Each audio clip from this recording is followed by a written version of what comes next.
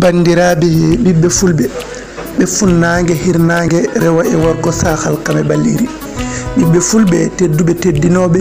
ne wiɓe haala yodɓe golle ɓiɓɓe fulɓe welɓe hoɗade ɓe mettani honnude ɓiɓɓe fulɓe welɓe bismorɗi ɓe mettani bismade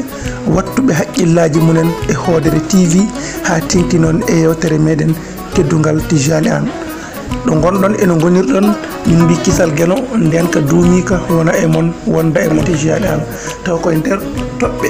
ɗeɗo ɗe ganduɗa hunde foof nde neɗɗo dañi e gurdam muɗum ko ɗeɗo gueɗe tati.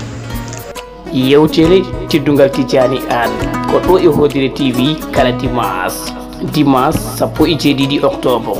wonata facciro ɗeɗo gueɗe tati. An jiɗɗo humbitade facciro ɗeɗo gueɗe tati wattu haqqille ma e sen Hoodere TV à partir de 17h ɗo e Hoodere TV hoto mo luta ngoɗo facciro. Émission Teddugal Tijani An avec Dawda Ibassa sur Hoodere TV.